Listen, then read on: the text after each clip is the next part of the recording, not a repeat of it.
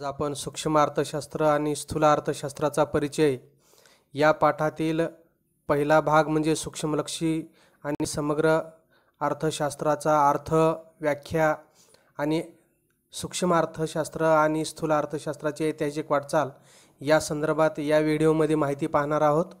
सूक्ष्म अर्थशास्त्र आणि स्थूल अर्थशास्त्र तुम्हाला समोरासमोर हे बाबी कशामुळे घेतल्यात की तुम्हाला सहज समजावं यासाठी आपण या ठिकाणी तुलनात्मकरित्या लगेच पाहता येतं म्हणून या ठिकाणी सूक्ष्म अर्थशास्त्राला इंग्रजीत मायक्रो इकॉनॉमिक्स म्हणतात, तर स्थूल अर्थशास्त्राला इंग्रजीत मॅक्रो MACRO इकॉनॉमिक्स म्हणतात। मॅक्रोज आणि मायक्रोज म्हणून मायक्रो हा जो शब्द आहे इंग्रजी शब्द याची उत्पत्ती ग्रीक शब्द जो आहे मायक्रोस या ग्रीक शब्दापासून तयार झालेला आहे। तर मॅक्रो हा शब्द जो आहे तो मॅक्रोज MAKROS या ग्रीक शब्दापासून उत्पत्ती झालेला आहे। या ठिकाणी लिहिलेला आपण मॅक्रोज, याचा उच्चार काय कसा ना मॅक्रोज आणि याचा मायक्रोस। सूक्ष्म म्हणजे लहान किंवा दशलक्षांश वा भाग होय, तर स्थूल म्हणजे मोठा। सूक्ष्म अर्थशास्त्रात अर्थव्यवस्थेतील लहानातील लहान घटकाचा उदाहरणार्थ एक उपभोक्ता, एक उत्पादक इत्यादी वैयक्तिक घटकांच्या वर्तनाचे विश्लेषण केले जाते। स्थूल अर्थशास्त्रात अर्थव्यवस्थेतील समग्र पातळीवरील मोठ्या आर्थिक घटकांचा उदाहरणार्थ एकूण राष्ट्रीय उत्पन्न, एकूण राष्ट्रीय उत्पादन, एकूण उपभोग, एकूण गुंतवणूक इत्यादींचा अभ्यास केला जातो। सूक्ष्म अर्थशास्त्राला व्यष्टी अर्थशास्त्र, अंशलक्षी अर्थशास्त्र म्हणूनही ओळखले जाते, तर स्थूल अर्थशास्त्राला समष्टी अर्थशास्त्र, समग्रलक्षी अर्थशास्त्र म्हणूनही ओळखले जाते। सूक्ष्मलक्षी अर्थशास्त्र हे व्यक्तिगत म्हणजेच इंडिव्हिज्युअलिस्टिक INDIVIDULISTIC इंडिव्हिज्युअलिस्टिक स्वरूपाचे आहे, तर स्थूल अर्थशास्त्र हे समुच्चयात्मक ॲग्रिगेटिव्ह AGGREGATIVE ॲग्रिगेटिव्ह स्वरूपाचे आहे। 1933 मध्ये ओस्लो विद्यापीठातील नॉर्वेजियन अर्थशास्त्रज्ञ रॅग्नर फ्रिश यांनी मायक्रो आणि मॅक्रो या शब्दाचा वापर सर्वप्रथम केला। व्याख्या सुरुवातीला सूक्ष्मलक्षी अर्थशास्त्राच्या व्याख्या पाहू। प्राध्यापक केनेथ बोल्डिंग यांनी विशिष्ट उत्पादन संस्था, फर्म, एखाद्या उद्योग संस्थेचा अभ्यास, विशिष्ट उत्पादन संस्था, विशिष्ट कुटुंब, वैयक्तिक किमती, वेतन, उत्पन्न, विशिष्ट उद्योग आणि विशिष्ट वस्तूंचा अभ्यास करणारे शास्त्र म्हणजे सूक्ष्म अर्थशास्त्र होय। बघा विशिष्ट शब्द किती वेळेस आला आहे, विशिष्ट उत्पादन संस्था, विशिष्ट कुटुंब आणि या ठिकाणी विशिष्ट वस्तूंचा, म्हणजे विशिष्ट उत्पादन संस्था एक वेळेस, विशिष्ट कुटुंब आणि विशिष्ट वस्तूचा अभ्यास, हे तीन शब्द विशिष्ट उत्पादन संस्था, विशिष्ट कुटुंब आणि विशिष्ट वस्तूंचा। आणि वैयक्तिक काय काय आहेत, वैयक्तिक individual prices, wedges and income, विशिष्ट उद्योग आणि विशिष्ट वस्तूंचा अभ्यास। म्हणजे विशिष्ट हा शब्द बघा चार वेळेस, विशिष्ट उत्पादन संस्था, विशिष्ट कुटुंब, विशिष्ट उद्योग आणि विशिष्ट वस्तूचा अभ्यास, आणि वैयक्तिक किमती, वेतन आणि उत्पन्न। म्हणजे 1 2 3 4 5 6 7 शब्द या व्याख्येमध्ये आहेत। विशिष्ट उत्पादन संस्था, विशिष्ट कुटुंब, वैयक्तिक किमती, वेतन, उत्पन्न, विशिष्ट उद्योग आणि विशिष्ट वस्तूंचा अभ्यास करणारे शास्त्र म्हणजे सूक्ष्म अर्थशास्त्र होय। याच्यावरून आपल्याला कल्पना येते की सूक्ष्मलक्षी अर्थशास्त्रामध्ये खुल्या एका घटकाचा तपशीलवार स्वतंत्रपणे खोलवर अभ्यास केला जात असतो। देशातील सर्व उद्योगांचा एकत्रित अभ्यास या ठिकाणी केला जात नाही। विशिष्ट उत्पादन संस्था, एखाद्या कारखान्याचा किंवा एखाद्या उत्पादकाच्या उत्पादन संस्थेचा अभ्यास, एखाद्या कुटुंबाचा, वैयक्तिक एखाद्या वस्तूची किंमत, एखाद्या कामगाराचं वेतन, उत्पन्न, विशिष्ट उद्योग, एखादा उद्योग आणि विशिष्ट वस्तूचा अभ्यास करणारे शास्त्र म्हणजे सूक्ष्म अर्थशास्त्र होय. मॉरिस डॉब यांची व्याख्या बघा, अर्थव्यवस्थेचे सूक्ष्मदर्शी अध्ययन म्हणजे सूक्ष्म अर्थशास्त्र होय. याला आपण अर्थव्यवस्थेचे सूक्ष्मदर्शी म्हणजे मायक्रोस्कोपिक स्टडी. सूक्ष्मलक्षी अर्थशास्त्र संपूर्ण अर्थव्यवस्थेकडे जसे सूक्ष्मदर्शकातून पाहते आणि एका एका घटकाचा स्वतंत्रपणे व तपशीलवार सखोल असा अभ्यास केला जात असतो. म्हणून मॉरिस डॉब यांची व्याख्या, अर्थव्यवस्थेचे सूक्ष्मदर्शी अध्ययन म्हणजे सूक्ष्म अर्थशास्त्र होय. तिसरी व्याख्या आहे ए पी लर्नर, सूक्ष्म अर्थशास्त्राद्वारे अर्थव्यवस्थेकडे जणू काही सूक्ष्मदर्शकाद्वारे पाहिले जाते.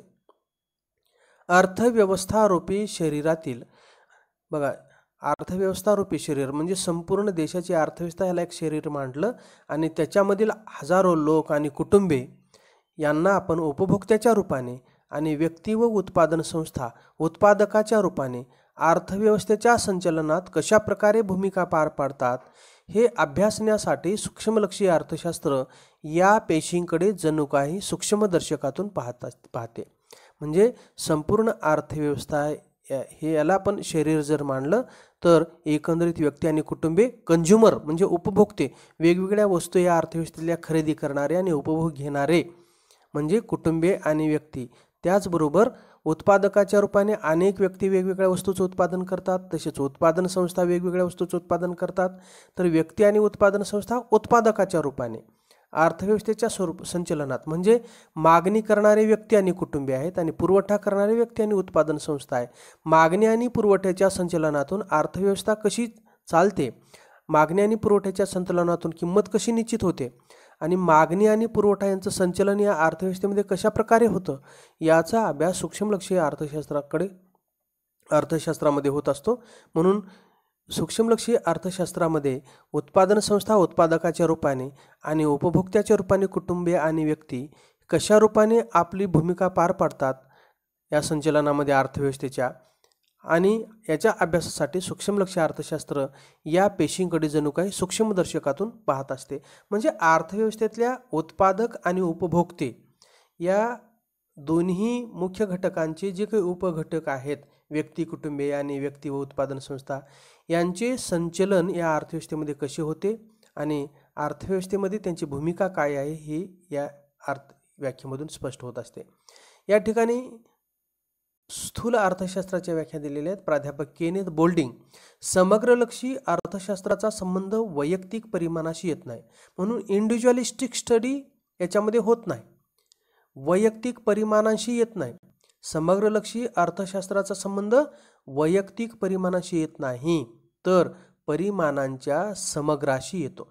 म्हणजे एकत्रित अभ्यास केला जातो, एका खुल्या घटकाचा अभ्यास केला जात नाही. एखाद्या व्यक्तीचं उत्पन्न किंवा एखाद्या उत्पादन संस्थेचा अभ्यास नाही, तर देशातील सर्व उद्योगांचा एकत्रित अभ्यास, देशातील सर्व लोकांच्या राष्ट्रीय उत्पन्नाचा अभ्यास. म्हणजे या ठिकाणी वैयक्तिक परिमाणाशी अभ्यास या ठिकाणी होत नाही, तर परिमाणांच्या समग्राशी येतो, ॲग्रिगेटशी येतो, ॲव्हरेजशी येतो. वैयक्तिक उत्पन्नाशी येत नाही तर राष्ट्रीय उत्पन्नाशी येतो, वैयक्तिक किमतीशी येत नाही तर सर्वसाधारण किंमत पातळीशी येतो. म्हणजे जनरल प्राइस लेवल याला आपण म्हणतो, सर्वसाधारण किंमत पातळीशी याचा संबंध येतो. आणि वैयक्तिक उत्पादनाशी येत नाही तर राष्ट्रीय उत्पादनाशी येतो. म्हणून स्थूल अर्थशास्त्र कसे आहे, ॲग्रिगेटिव्ह आहे, सरासरीचा अभ्यास आहे, एकत्रित अभ्यास आहे. एका खुल्या घटकाचा अभ्यास न करता सर्व घटकांचा सरासरीचा अभ्यास आहे.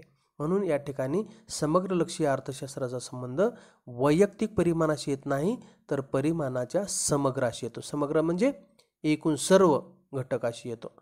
समजा एखाद्या विद्यार्थ्याचा अभ्यास नाही तर सर्व विद्यार्थ्यांचा अभ्यास देशातल्या, वैयक्तिक उत्पन्नाशी येत नाही तर राष्ट्रीय उत्पन्नाशी, वैयक्तिक किमतीशी येत नाही, एखाद्या वस्तूच्या किमतीविषयी अभ्यास नाही तर देशातील सर्व वस्तूंच्या किमतीच्या सरासरीचा अभ्यास. आपण म्हणतो की देशातील किंमत पातळी वाढलेली आहे, भाववाढ झालेली आहे. कुठल्याही एखाद्या वस्तूच्या किमतीचा विचार करून आपण हे बोलत नसतो, तर देशातील सर्व वस्तूच्या किमती कशा वाढलेल्या आहेत त्याच्यावरून आपण म्हणतो की देशामध्ये महागाई झालेली आहे. म्हणजे देशातल्या सर्व वस्तूंच्या किमती समोर ठेवून आपण बोलत असतो. तेव्हा सर्वसाधारण किंमत पातळी याचा संबंध येतो आणि वैयक्तिक उत्पादनाशी येत नाही. एखाद्या व्यक्तीच्या उत्पन्नाची या ठिकाणी चर्चा होत नाही उत्पादनाशी, तर राष्ट्रीय उत्पादनाशी त्याचा संबंध येत असतो. म्हणून या ठिकाणी ॲग्रिगेटिव्ह स्टडी आहे. नंबर 2, प्राध्यापक जे एल हॅन्सन यांच्या मते स्थूल अर्थशास्त्र ही अर्थशास्त्राची अशी शाखा आहे की ज्यात एकूण रोजगार, एकूण बचत, एकूण गुंतवणूक, राष्ट्रीय उत्पन्न यांसारख्या मोठ्या समुच्चयांचा व त्यांच्यातील परस्पर संबंधाचा विचार करण्यात येतो. म्हणजे या ठिकाणी सुद्धा समग्र घटकाचा अभ्यास केलेला आहे. एकूण रोजगार, एका व्यक्तीला रोजगार मिळाला का नाही याचा विचार आपण करत नाही, तर देशात एकूण रोजगाराची पातळी किती आहे, राष्ट्रीय उत्पन्न किती आहे, तेव्हा देशातील किती लोकांना रोजगार मिळाला, एकूण रोजगाराची पातळी काय आहे देशामधली, याचा अभ्यास करतो. म्हणून एकूण रोजगार, प्रत्येकाला अगोदर एकूण शब्द लागलेला आहे. एकूण रोजगार, एकूण बचत, एकूण गुंतवणूक, राष्ट्रीय उत्पन्न यासारख्या मोठ्या समुच्चयांचा म्हणजे ॲग्रिगेटिव्ह एकत्रित व त्यांच्यातील परस्पर संबंधाचा विचार करण्यात येतो. त्यांच्यातील परस्पर संबंधाचा म्हणजे बचत ही कोणकोणत्या गोष्टीवर अवलंबून आहे, बचतीचा गुंतवणुकीशी काय संबंध आहे, राष्ट्रीय उत्पन्नाचा रोजगाराशी काय संबंध आहे, यांच्यातील परस्पर संबंध जे आहेत परस्परावलंबनाचा या ठिकाणी विचार केला जात असतो. म्हणजेच राष्ट्रीय उत्पन्नाचा रोजगाराच्या पातळीवर परिणाम होत असतो, बचतीचा व्याजाच्या दरावर परिणाम होत असतो, एकंदरीत व्याजाचा दर बचत ही व्याजाच्या दरावर अवलंबून असते आणि व्याजाचा दर जितका जास्त तेवढी गुंतवणुकीवर सुद्धा त्याचा परिणाम होत असतो. म्हणजे राष्ट्रीय उत्पन्नावर परिणाम करणारे हे सगळे घटक आणि या सर्व घटकावर इतर सर्व घटक हे अवलंबून असतात.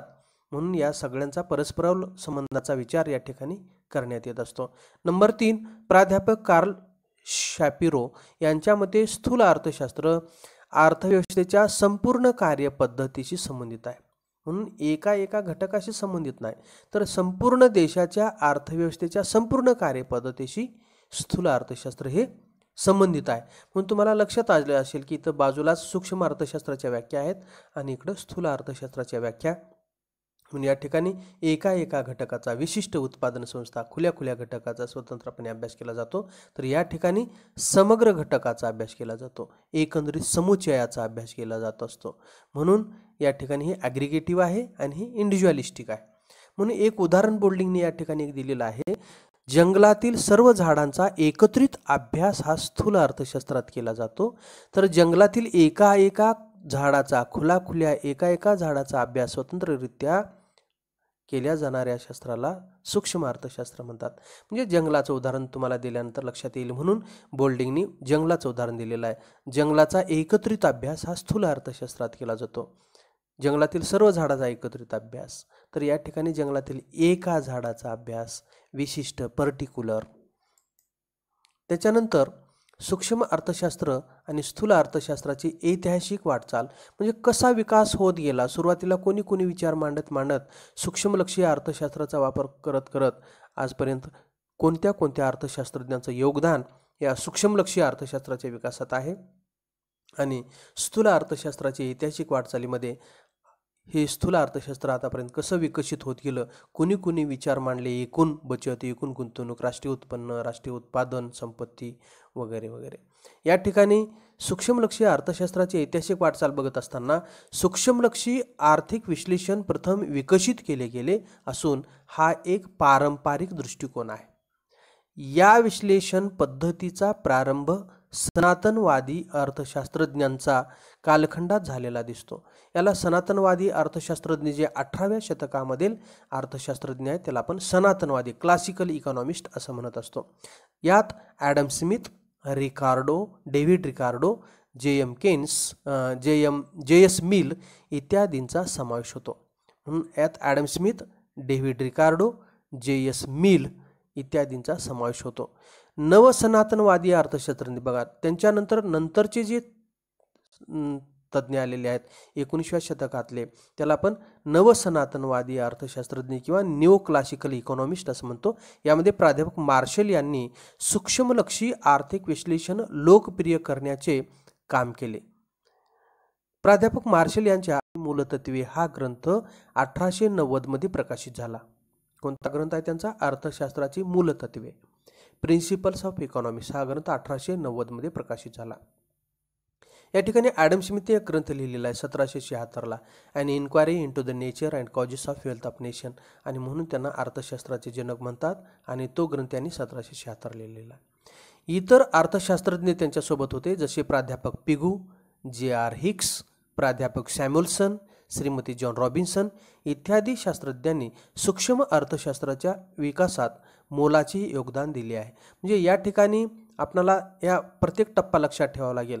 सूक्ष्मलक्षी अर्थशास्त्र विश्लेषण प्रथम विकसित केले गेले असून हा एक पारंपरिक दृष्टिकोन आहे. नंबर 1. या विश्लेषण पद्धतीचा प्रारंभ सनातनवादी अर्थशास्त्रज्ञांच्या कालखंडात झालेला दिसतो. नंबर 3. यात Adam Smith, David Ricardo, J.S. Mill यांचा समावेश होतो. नंबर 4. नवसनातनवादी अर्थशास्त्रज्ञ प्राध्यापक मार्शल यांनी सूक्ष्मलक्षी आर्थिक विश्लेषण लोकप्रिय करण्याचे काम केले. प्राध्यापक मार्शल यांच्या अर्थशास्त्राचे मूलतत्वे हा ग्रंथ 1890 प्रकाशित झाला.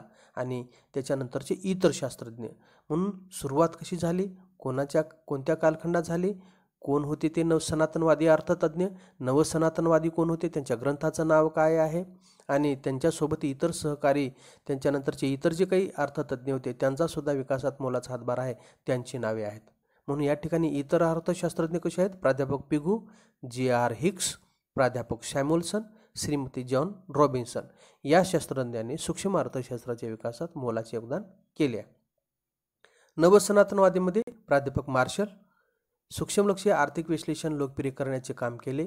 प्राध्यापक मार्शल यांच्या ग्रंथाचं नाव आहे या ठिकाणी अर्थशास्त्राची मूलतत्वे. हा ग्रंथ 1890 प्रकाशित झाला. हे झालं सूक्ष्मलक्षी अर्थशास्त्राची ऐतिहासिक वाटचाल. स्थूल अर्थशास्त्राची ऐतिहासिक वाटचालीमध्ये सूक्ष्म अर्थशास्त्राच्या उत्क्रांतीबरोबरच, म्हणजे उत्क्रांती म्हणजे हळूहळू टप्प्याटप्प्याने होणारा विकास. सूक्ष्म अर्थशास्त्राच्या उत्क्रांतीबरोबरच स्थूल अर्थशास्त्र हा दृष्टिकोन अस्तित्वात होता. 16व्या आणि 17व्या शतकात व्यापारवादी विचारवंतांनी, मर्कॅन्टलिस्ट म्हणतो व्यापारवाद्यांना आपण, व्यापारवाद्यांनी जास्तीत जास्त व्यापारावर भर दिलेला आहे. अधिकाधिक निर्यात करा आणि मोठ्या प्रमाणात परकीय सोने चांदी मिळवा, परकीय चलन मिळवा, मौल्यवान धातू मिळवा आणि देशाचा कल्याण करा, असा हा विचार आहे व्यापारवादी विचार, मर्कॅन्टलिस्ट. आणि त्या मर्कॅन्टलिस्ट जे आहेत व्यापारवाद्यांनी राष्ट्रीय उत्पन्न आणि संपत्ती या संकल्पनेचे विश्लेषण केले आहे. राष्ट्रीय उत्पन्न आणि संपत्ती, राष्ट्रीय उत्पन्न ही स्थूल अर्थशास्त्रातली संकल्पना. एखाद्या व्यक्तीचं उत्पन्न नाही या ठिकाणी, एखाद्या वस्तूचं उत्पादन नाही, तर राष्ट्रीय संपूर्ण देशाच्या संपूर्ण अर्थव्यवस्थेचे संदर्भात आहे. म्हणून हे स्थूल अर्थशास्त्राशी संबंधित आहे. म्हणून राष्ट्रीय उत्पन्न आणि संपत्ती या संकल्पनेचे विश्लेषण केले आहे.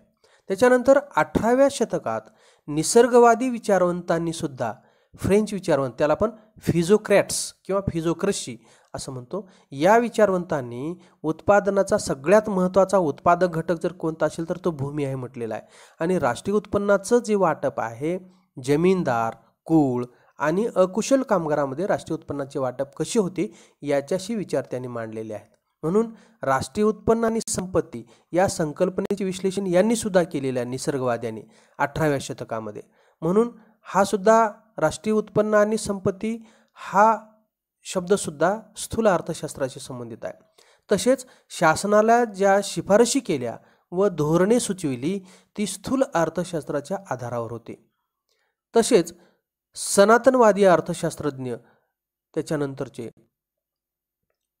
प्राध्यापक ॲडम स्मिथ, प्राध्यापक रिकार्डो, प्राध्यापक J.S. मिल यांच्या सिद्धांतातही राष्ट्रीय उत्पन्न व राष्ट्रीय संपत्ती यांची चर्चा केलेली आहे.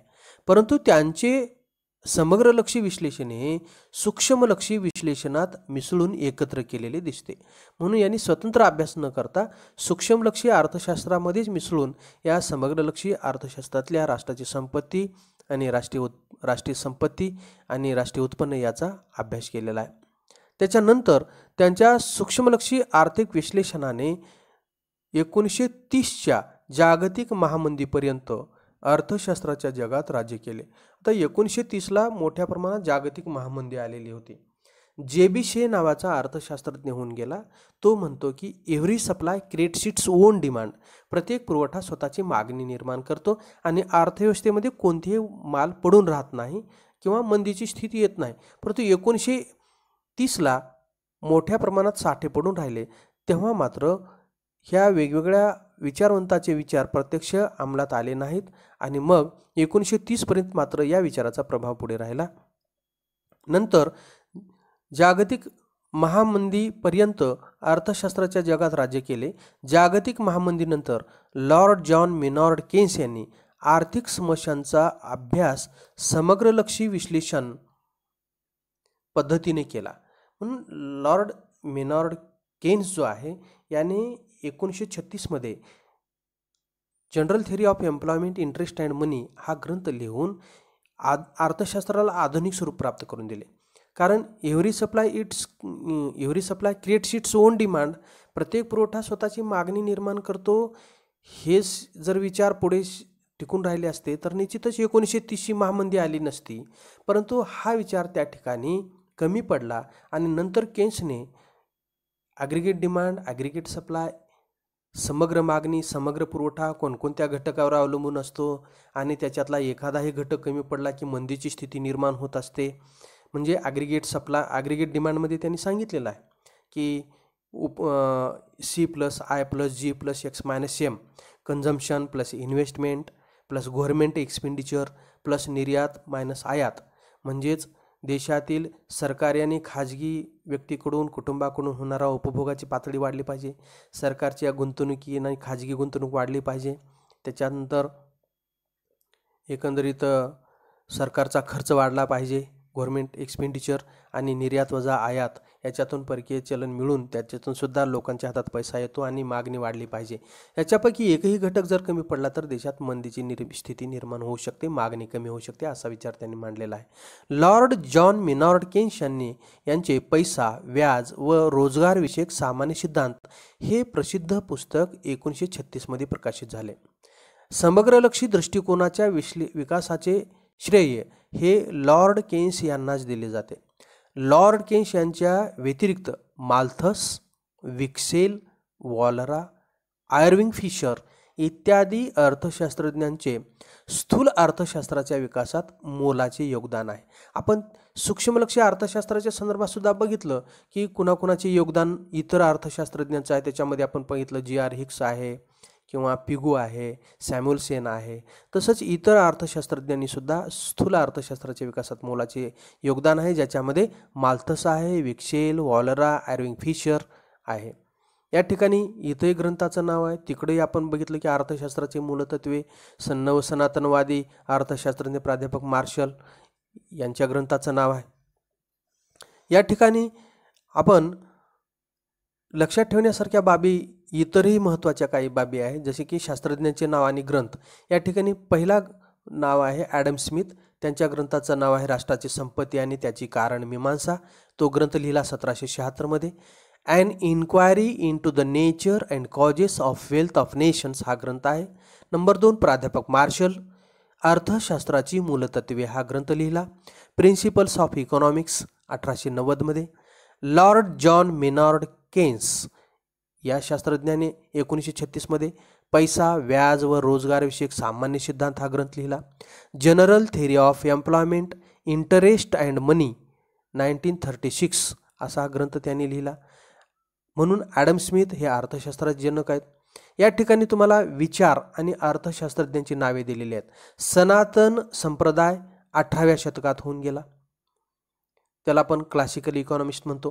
म्हणजे 18व्या शतकातील जे अर्थतज्ञ आहेत त्यांना आपण सनातन संप्रदाय म्हणतो. याच्या सनातनवादी अर्थतज्ञ म्हणतो किंवा सनातन संप्रदाय म्हणतो. याच्यामध्ये ॲडम स्मिथ आहे, David Ricardo, J.S. Mill, T.R. Malthus इत्यादी आहेत. नवसनातनवादी किंवा न्यू क्लासिकल इकॉनॉमिस्ट म्हणतो, जे 19व्या शतकात व 20व्या शतकाच्या सुरुवातीच्या अर्धा भाग, त्याच्यामध्ये Alfred Marshall, A.C. Pigou, Irving Fisher इत्यादी आहेत. तर आधुनिक संप्रदायामध्ये मॉडर्न इकॉनॉमिस्ट जे आहेत ते 20व्या शतकापासून आजपर्यंत जे आहेत त्याच्यामध्ये J.M. Keynes, Lionel Robinson, Paul Samuelson इत्यादी आहेत. म्हणून तुम्हाला लक्षात यावं की सनातन संप्रदाय म्हणजे classical economist, new classical economist आणि मॉडर्न इकॉनॉमिस्ट. म्हणून या तिन्ही बाबी ज्या आहेत ते 18व्या शतकात 19व्या तो 20व्या शतकात आहेत नवसनातनवादी आणि आधुनिक 20व्या शतकापासून आजपर्यंत. म्हणून नवसनातनवाद्यांचं जे काही युग आहे ते 19वे शतक व 20व्या शतकाचा अर्धा भाग आहे. तर सनातनवाद्यांचं 18वं शतक आहे. त्याच्यामध्ये Adam Smith, David Ricardo, J.S. Mill, T.R. Malthus. नवसनातनवादीमध्ये Alfred Marshall, A.C. Pigou, Irving Fisher आणि आधुनिकमध्ये J.M. Keynes, Lionel Robbins, Paul Samuelson इत्यादी.